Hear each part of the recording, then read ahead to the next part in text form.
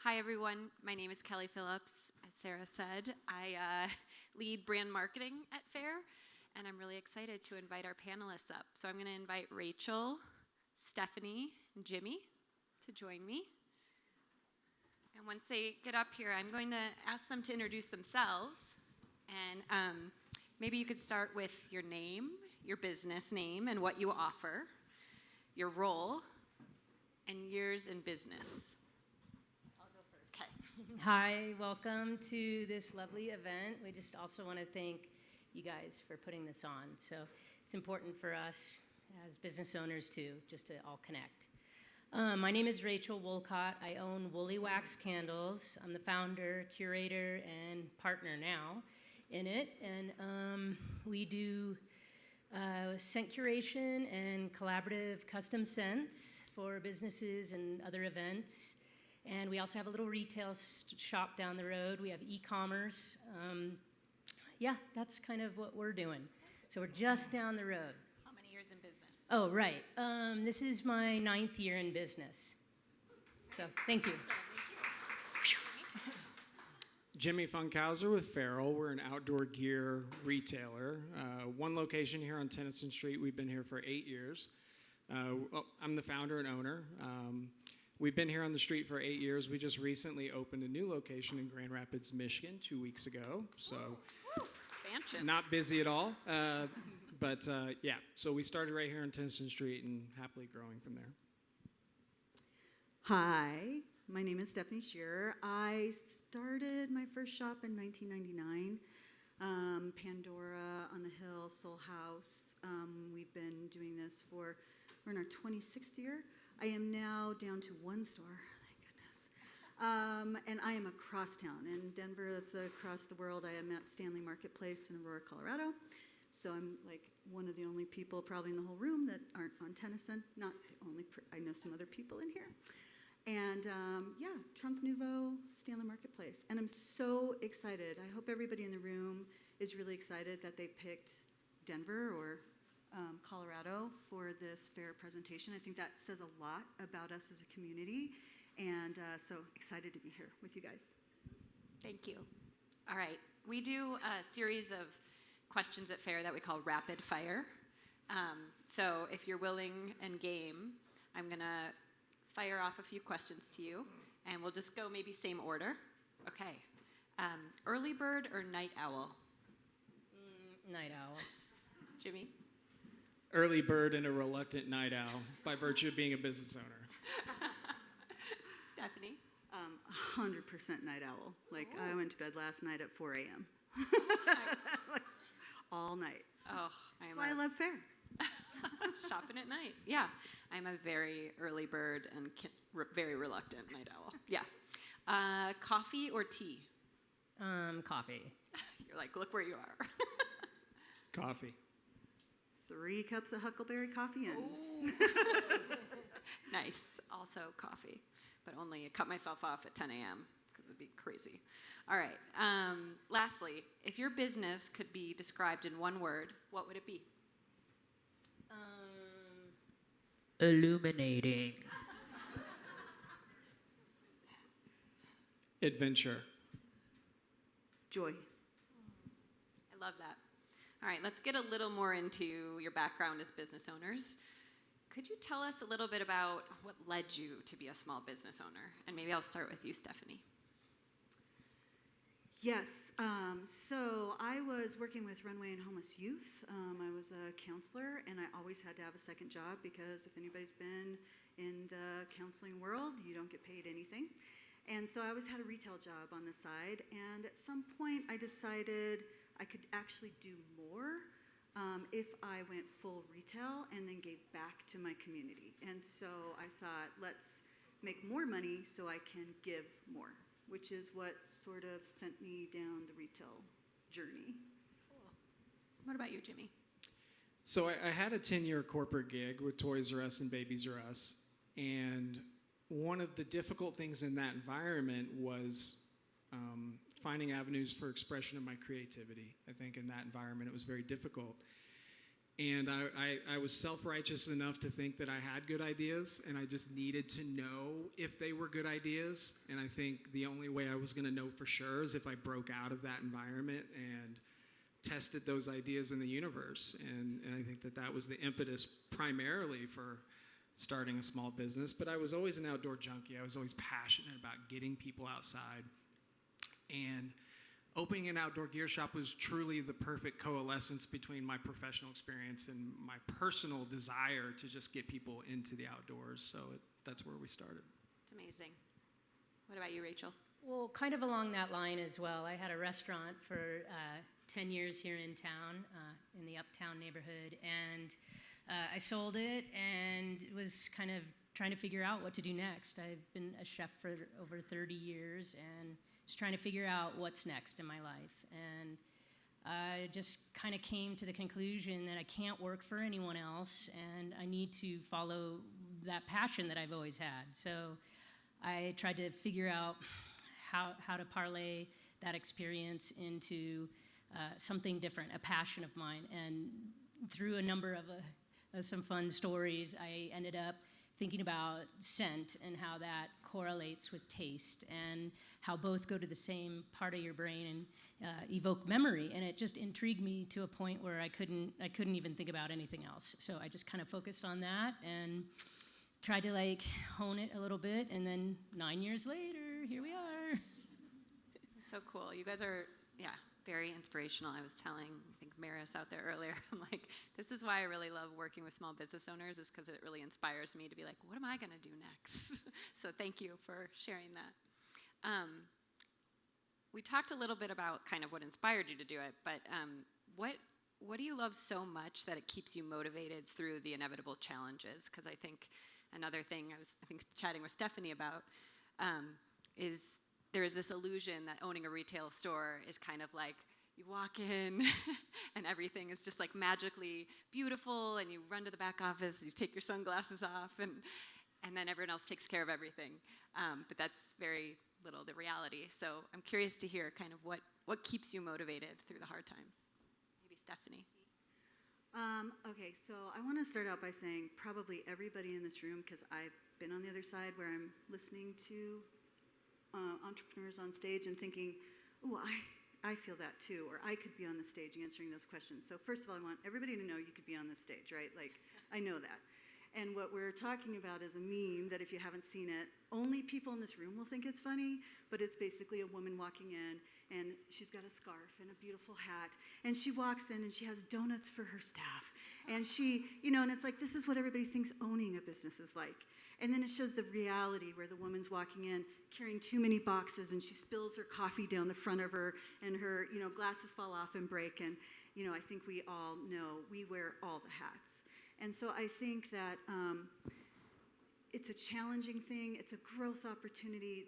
We all do it for some sort of reason. I think that most small business, and I hope this doesn't offend you, but most small business owners are like wild feral cats. And we just all are a little crazy, because you have to be a little crazy to do this and want to continue to do it. Yeah. Wild. What about you, Jimmy? What keeps you motivated? I think to be a successful small business owner, you have to want to work on hard things. And this is something I've thought a lot about lately. What a blessing to wake up every morning and know that I'm going to confront difficult decisions every day that I haven't even had an opportunity to process yet. We're all, I say a lot of times I'm a kite dancing in a hurricane. And I think you have to enjoy that dance. I think you have to thrive in the difficulty of knowing that I have no idea what I'm going to confront in the rest of my day after I leave this event. I truly don't know. And I am excited about that. I love that. And if you don't love that, it's difficult. It will be a tough journey. So I think that's what keeps me going every day. I love that. Yeah, it is really a good outlook. Yeah, well said. For sure. Just on that note, yes. Just what motivates you is that you get to be doing, or rather, I'll just speak for myself, I get to be doing something that I really love. And every day it's different. And every day I learn something new. about myself, about my business, and about my team, and about my community. And I mean, it's a shit show sometimes, but it's just wonderful and it's motivating. So like Jimmy said too, like there's so many unique and interesting problems that come across your desk every single day that is exciting and challenging, and it helps you in your relationships and in your world too, like just being able to like handle things like that and move forward. Yeah. So Love that. So at Faire, our mission is to empower brands and retailers to strengthen the unique character of local communities. And kind of mentioned community. I'm curious, what has community kind of meant to you all as it relates to your business and how you've grown? Jimmy, start with you. So the way I think about that is, I call it renewing your social license to operate, right? And your community renews that license every day, or they don't. And I think that's just a really beautiful way to think about it, because we all deal with a lot of bureaucracy as a small business owner and a lot of the black and white red tape stuff. But the reality is the only license that matters is the license that your community grants you to operate in that community. And I think staying in that headspace is a really honest way to stay in tune with what they need from you. Because ultimately, if you're not solving problems for your community every day, they don't renew that license anymore. None of us deserve by birthright to own a small business. Like, we earn it every day. And I think oftentimes it feels there's like this entrepreneurial American spirit that we all feel some birthright to experience. But the truth is, we have to wake up every morning and earn it. And we earn it by virtue of our community renewing that license. And that's the way I think about it, which is a little odd sometimes when I explain it, but I think that's a really healthy way to be honest about it. Yeah, no, I really love that. What about you, Rachel? You want to follow that? ditto what he said. No, so kind of what has been your approach to community as it relates to your business? Like, how have you thought about the community? Yeah, I mean, as I mentioned, like for me, my inspiration is my passion and excitement and creativity, and to be able to like marry that with my community and the businesses, there's a few up and down the street that we've done collaborations with, has been so motivating for me. And then, you know, we don't really focus on like we're pretty far down Tennyson, so when we talk about community and like traffic, every single person that walks through that door is meaningful to us, and we want to get to know them and what they need and what they want, and you know what we're doing right, what we could be doing better. So yeah, I don't know if I answered it, but it's super important to us to create that connection, that collaboration, and that the community spirit, I guess. Yeah, amazing. Stephanie? Yeah, I think that community, I don't know why you would do this if it isn't everything to you, I guess. Maybe there's other reasons, but for me, it's everything. And when you ask the question, I immediately flip to, I'll try to keep it short, a family that I call my Christmas family. And when I first met them, Maggie was in her mom's belly, and she wasn't even born yet. And I watched these kids grow up on the other side of the counter, and Dad would bring them in on Christmas Eve, really to give Mom some mommy time, set up some Santa stuff, drink some wine. And they would come in every Christmas Eve, and I literally only saw this family one day a year on Christmas Eve. And they kept coming in and kept coming in. When I moved my location from 13th Avenue to Uptown, they moved with me, and I continued to see them every Christmas Eve. When I opened my store at Stanley Marketplace, they moved with me, and I continue to see them. They both just graduated from the top 5 schools.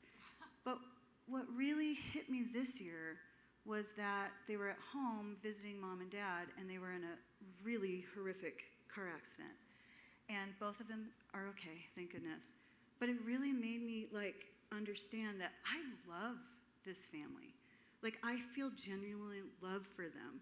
I only see them one day a year, But when I found out that they were, in the accident, and they came in, and Maggie's got a full cast on her leg, and yet they still came in on Christmas Eve. To me, that's the kind of relationship, one day a year. I have many, many stories doing this for 26 years, but one day a year, that's my Christmas family. And to me, why do I do this if I'm not having that relationship? Yeah. I mean, it's especially even more powerful as like our world is changing and it's getting more bifurcated, potentially online. How do you all nurture community? I feel like we've heard really, positive outlooks and mantras, but like, how do you tactically do it each day? Maybe Rachel, I'll start with you. Well, I mean, we got a really great, the Tennyson Berkeley Business Association is one way, like a community of people, business owners that are really supporting each other. I mean, that's like huge, and less competition, more collaboration. Yeah. I think that's the key, and just keep being involved, and like Jimmy said, like just really reaching out to your community is a really big deal, and it's just and it's enjoyable too. So I guess like try to be set up your own communities and set up your own ways to be together and tackle these things and put yourself out there. So Awesome. Jimmy? Yeah, we've all been in relationships where the needs of that individual changed over time, right? Maybe that's just me, but I think that definitely translates to our community as well. And if you've been in business long enough, it's very easy to get into the mindset of thinking that what you used to do or are currently doing is still how your community needs to be served. And the reality is that that's always changing, that's ever changing. So I think being vulnerable enough to acknowledge that what you're doing today might be a bad idea tomorrow is really important in staying connected and making sure that you're continuing to solve problems for the community, because the problems that they have today are not the problems they're going to have tomorrow. And you have to pivot with them when those changes happen. Can you give me an example of like a pivot if you're willing to share? Because I'm just curious. Yeah, so as our example, as our store stands, we've done a lot of different things. We're a retail shop, but we've also done rentals. We've done gear repair. We've opened up our store as a community space. And that's the example that I keep coming back to, because pre-COVID, that community space was really important and something that a lot of nonprofits and different organizations use in our space. And then when that moment in time came, that need shifted. So we had to evaluate, how do we use that space in a way that continues to serve the community in a different way, because a community space no longer offers that same value to them. And you could dig your heels in and be stubborn about it and say, no, that's what we want to do. We want to force a community space on our community. That doesn't work. Yeah, everybody come in here. We had to be vulnerable enough to say that's no longer a good idea, and we had to pivot. Thank you. That's really helpful. What about you, Stephanie? Yeah, he totally stole my word, vulnerable. I think that an example, that was the question, right? An example of community. Nurturing community. Nurturing that. So I'm super lucky to be under a roof with 57 other small Colorado businesses. So if you don't know Stanley, it's an amazing experiment of, can you put 57 Colorado businesses under one roof? And what will happen? Will they compete? Will they eat each other up? Will they stomp on each other? And what we found, which we all knew going in, was no, that we would all help each other rise. And so we are really lucky. When we talk about community, I think as small businesses, sometimes we are often talking about our customers, and they are so important to our community. But our community is also this room, and it is also the small businesses in my marketplace or your neighbors on Tennyson, but it's bigger than that even. It's the small business community. And I think what we do is an example of a pivot was, about 10 years ago, I was feeling really lonely. So there's probably some business owners in the room, I'm guessing, that it can feel really lonely. You can't talk business with your customers, right? Don't do that. You can't talk really business with your competitors. And so sometimes it can feel really lonely, like And I decided one day, sort of randomly, I need some retail friends. And I reached out to 7, so we're a card and gift and jewelry shop, and I reached out to 7 other women-owned, sorry guys, 7 other female-owned card and jewelry and gift shops. And I fully expected, because I knew them, you all know who's in your world, I knew them, but I fully expected them to just be like, yeah, no, you're my competitor. But what I found was this amazing community of like-minded ladies who had all been through so much of the same stuff. And we started collaborating, and we started talking, and we started coming up with events and ideas. And oh yeah, I know what that feels like too. And it was so amazing. And what we identified was, actually, we're not competitors at all. We're all on the same side. We're all on the same team. We are all small businesses. The competitors are Amazon and Target and Temu, whoever they are. And you know, those guys, right? That's our competitors. So what can we do? And I tell people sometimes those big ships, Amazon, Target, Walmart, whatever, they're like gigantic freight liners in the ocean, but we're like mighty speedboats. We're small but mighty, man. And we can do so much that they can't do. We gift wrap, and we do meet our customers, and they do know my staff by name. Does anybody here know the name of the staff member that rang you up at Target? Right? Like, they know them, they have relationships with them. And so to me, community, yes, my customers, so important. I wouldn't be here without them. And I do engage with them, and everything I do is about them, but also my community, you guys, my neighbors at Stanley, and the small business in Colorado in general. Ooh, make me want to like go out and run or like punch something. I'm excited. Yeah. I guess I'm going to pivot to Denver because, you know, hearing all of you speak, getting to know you, getting to talk with many of you today, and kind of doing our research about Denver, like, I'm curious, what do you think has led to kind of the vibrancy in small businesses in Denver specifically? I'll go. Well, I mean, we all know this, and we can see it. I've been here for a really long time, longer than I will say, but I mean, this town was a lot different than it is now. So watching, this is kind of a melting pot. Yeah. So you're getting people from all over, certainly all over the United States, and for better, for worse, that creates this energy. And I don't know what it is. There is an entrepreneurial spirit in this city, and I think it could be we're all just coming from different places, and we have different ideas, and we have different desires, and I don't know. It's kind of really, really interesting to see in the last 15, 20 years. So it kind of keeps getting more and more interesting and diverse, and the pivot and coming out of COVID, and I mean, things were very different just 10 years ago as far as consumerism and small business. So we're just watching things, change, and I hope that just that energy from many different places is gonna help create a good small business society here. Love it. Yes, Denver is full of people that choose to be here. Even if you were born here, you've chosen to stay through the difficulty of what that actually looks like. And I think when you're surrounded by people that are choosing their path, whether it's their job or climbing mountains or getting out for a run or whatever it is, I think we're surrounded by doers. We're surrounded by people that have chosen to be here. I grew up in Indiana. Illinois. Very few people choose to be there. They're either born there, and it's a beautiful place, and it's a great place surrounded by beautiful people, but it's often not a choice. And I think if you're in Colorado, you have chosen this path, and you understand the work it takes to make it happen. And I think that creates a culture that's going to drive things forward. And I think that's what we're living in. How about you, Stephanie? Yeah, I think, those of us who have grown up here or have moved here, I think Colorado is still the wild, wild west. I think everything goes here.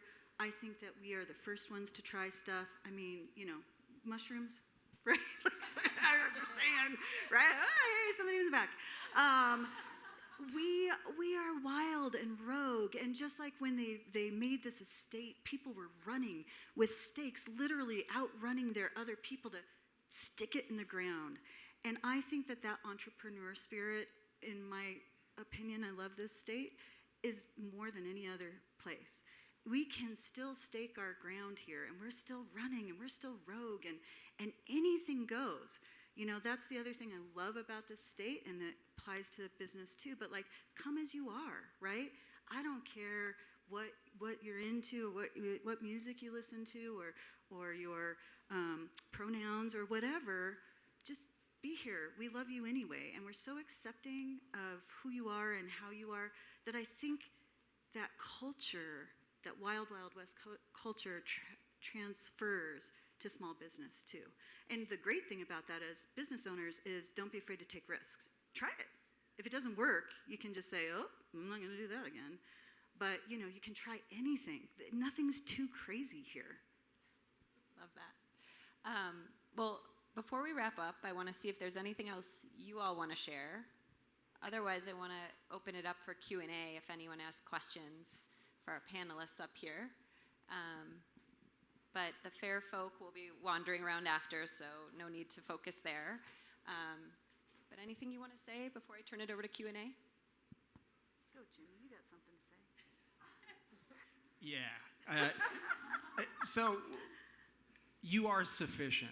I think that's really important. I think that a lot of people get overwhelmed by the journey, by the thought of, you know, just starting a business. There's 75 things that have to happen before you can open the doors, and I think a lot of people get kind of pushed out of that process. You are sufficient if you're willing to do the work. That is it. It's the work.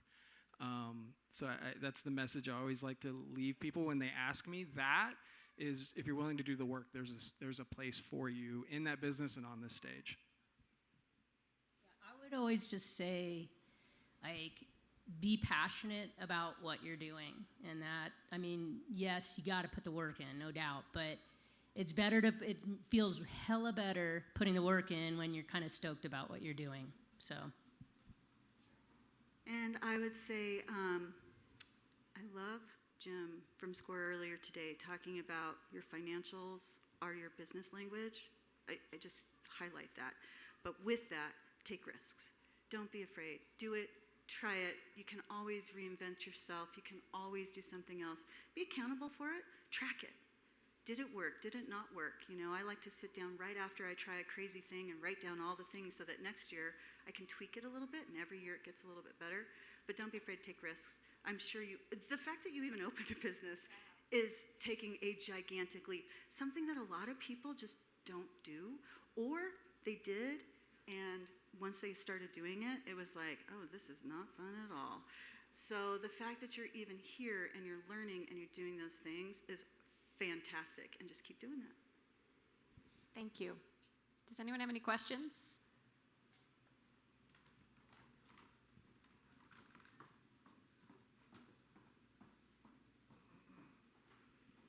Hi, my question's for Jimmy. So a lot of this was focused around engaging the local community, and you talked about how you just opened a second location in a city and a state where you don't currently live. Can you talk a little bit about that, like how to keep that local integrity in a place that you are not physically? First of all, how do you know where I live? We're starting over, and it's been amazing because the joy of the first 2 years of the journey, after 8 years, sometimes you lose that, right? The chaos and the joy of new experiences every day. And it's been such an amazing experience for me, opening in a new community, getting to start over with a brand new community and learn names and meet the dogs and meet the mailman and all these things. And I've had to recalibrate my way of operating in the day-to-day because I did have to go kind of back to that square one of nobody knows me or cares what we've done for the last 8 years, and they shouldn't. So that's actually was really difficult for me to transition back to this community owes me nothing because we've done nothing. And I think that's when I came to that realization, my behavior shifted back to I want to know names. I want to learn names. I want to meet everyone in the community. I want to start over. And that was truly the most joyous period of my time with Feral, was that first 2 to 3 years of everything is new, everything is fresh. I'm meeting people. I'm learning how this neighborhood operates, when the trash gets picked up, all of those things. So I did have to really reset myself and say, the way I think about it is, this community never owes me anything until, well, never, but we have to earn it starting all over. And that's been a very wild experience, having been entrenched in this neighborhood for, well, 8 years. That's not a long time, but it's definitely a mindset shift for sure. But it's healthy and it's great, because I'm now bringing that energy back to this street and reminding myself that that's what matters and that's what we have to maintain. Awesome. Any other questions?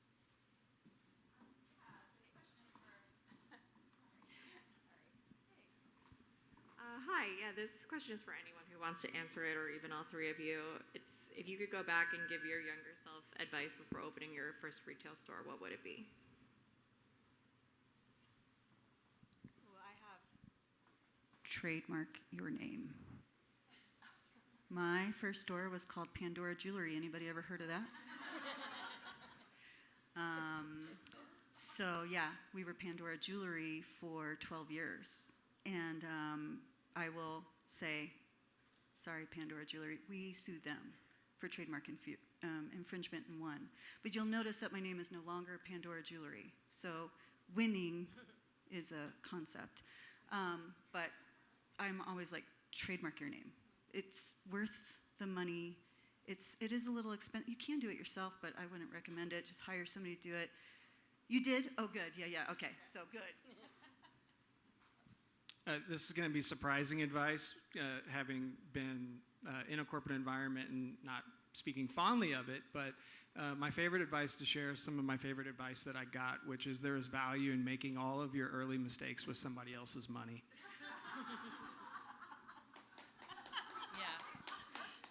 Yeah, that was good.